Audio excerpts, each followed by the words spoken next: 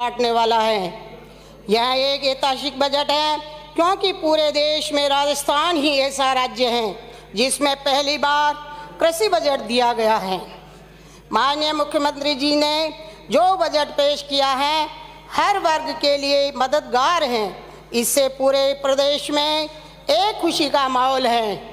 इसी संदर्भ में मैं कुछ लाइनें पढ़ना चाहती हूँ कि साथ मिलकर आज उत्सव मनाते हैं, साथ मिलकर आज उत्सव मनाते हैं, सम्मान में आपके सर झुकाते हैं, सम्मान में आपके सर झुकाते हैं। आप आए तो माहौल में खुशियाँ छा गई, आप आए तो माहौल में खुशियाँ छा गई। आपके दिक्मत में श्रद्धा के दीप जलाते हैं। माननीय मुख्यमंत्री जी द्वारा भीलवाड़ा जिले और मेरे सहाड़ा विधानसभा क्षेत्र के लिए इस बजट में जो घोषणाएं की हैं उसके लिए मैं हृदय से उनका आभार व्यक्त करती हूं। माननीय मुख्यमंत्री जी का आभार कि उन्होंने राजस्थान की जनता के लिए चिकित्सा के क्षेत्र में मुख्यमंत्री चिरंजीवी स्वास्थ्य बीमा योजना में चिकित्सा बीमा राशि 5 लाख रुपए सालाना को बढ़ाकर 10 लाख रुपए करने, मुख्यमंत्री चिरंजीवी दुर्घटना बीमा योजना लागू करने और उसमें 5 लाख रुपए तक का दुर्घटना बीमा निःशुल्क उपलब्ध कराने, 1000 उप स्वास्थ्य केंद्र खोलने पर मुख्यमंत्री जी अशोक गहलोत साहब का बहुत बहुत आभार। वहीं भीलवाड़ा मेडिकल कॉलेज में न्यूरोलॉजी, यूरोलॉजी, कार्डियोलॉजी एवं गैस्ट्रोएंट्रोलॉजी सुविधाएं शुरू करने से भीलवाड़ा के मरीजों को अब इलाज के लिए बाहर नहीं जाना पड़ेगा। यही मेरे साथ दिग्वंत विधायक स्वर्गीय कैलाश जी त्रिवेदी का सपना था जो अब पूरा हुआ। इसके लिए सरकार एवं माननीय मुख्यमंत्री जी का बहुत बहुत धन्यवाद। माननीय मुख्यमंत्री जी ने राज्य के समस्त सेकेंडरी विद्यालय को सीनियर सेकेंडरी विद्यालय में करने, महात्मा गांधी अंग्रेजी मीडियम स्कूल 1000 और शुरू करने, 10,000 अंग्रेजी माध्यम के शिक्षकों की भर्ती करने, ग्राम पंचायत मुख्यालय पर स्थित प्राथमिक विद्यालय को उच्च प्राथमिक तथा उच्च प्राथमिक विद्यालय को सीधे सीनियर सेकेंडरी विद्यालय में क्रमोन्नत करने की घोषणाएं की है। विद्यालय को क्रमोन्नत करने से ग्रामीण क्षेत्रों को बच्चों को पढ़ाई के लिए अब दूर नहीं जाना पड़ेगा। नए कन्या महाविद्यालय खोलने की घोषणा करने से बालिका शिक्षा को बढ़ावा मिलेगा। माननीय मुख्यमंत्री जी ने राजस्थान को हिट राजस्थान बनाने के लिए राज्य में खेल सुविधाएं विकसित करने में किसी भी प्रकार की कसर नहीं छोड़ी है। मेरे साथ दिग्वंत विधायक श्री कैलाश चंद्र जी त्रिवेदी ने भी स्वयं खिलाड़ी थे। गहलोत साहब खिलाड़ियों के लिए हमेशा हर संभव मदद के लिए तैयार रहते हैं। इसलिए पारंपरिक खेलों को प्रोत्साहन देने के लिए विभिन्न स्टेडियम की घोषणाएं की हैं। आप गरीबा के मसीहा हैं, इसीलिए आपके सम्मान में 2 लाइनें पढ़ना चाहती हूँ। आपकी दुआएं पाने को हर शख्स यहाँ बेकरार था, आपकी दुआएं पाने को हर शख्स यहाँ बेकरार था। अब आई है वो घड़ी जिसका मुद्दत से इंतजार थी, अब आई है वो घड़ी जिसका मुद्दत से इंतजार थी। विभिन्न कोचिंग एवं कैरियर काउंसलिंग के लिए कमजोर तबके युवाओं का ध्यान रखते हुए मुख्यमंत्री जी ने दिल्ली के उदयपुर हाउस में 300 करोड़ रुपए की लागत से 500 युवाओं के लिए 250 कमरों का हॉस्टल बनाने की घोषणाएं की। महिलाओं को वर्क फ्रॉम होम जॉब का वर्क योजना लागू कर महिलाओं को स्वावलंबी बनाने की बात कही है।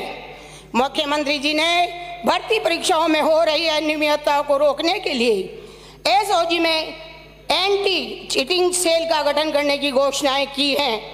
अब तक 1,25,000 पदों पर विभिन्न भर्ती प्रक्रियाधीन है तथा आगामी वर्ष में 1 लाख अतिरिक्त पदों पर और भर्तियों करने की घोषणाएं की है।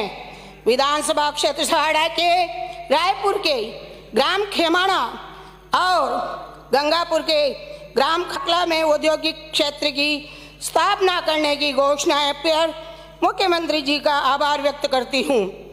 मुख्यमंत्री जी ने हमारे मध्यम वर्गीय परिवार जो 50 लाख रुपए तक के फ्लैट खरीदना चाहते हैं उनको 2%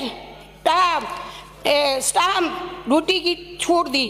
इसी तरह से 1% ड्यूटी की छूट हमारे सीनियर सिटीजन को मिली है, जो कि एक अभूतपूर्व निर्णय है। गहलोत साहब ने 50 यूनिट बिजली फ्री की, 50 से 150 यूनिट तक 3 रुपए की सब्सिडी और 150 से 300 रुपए की सब्सिडी, जो कि आम आदमी के लिए बहुत ही लाभदायक है।